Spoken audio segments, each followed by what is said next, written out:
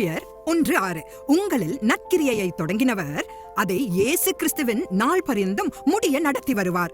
தேவன் ஒருபோதும் தம்முடைய கிரியைகளை பாதியிலே கைவிடுவதில்லை.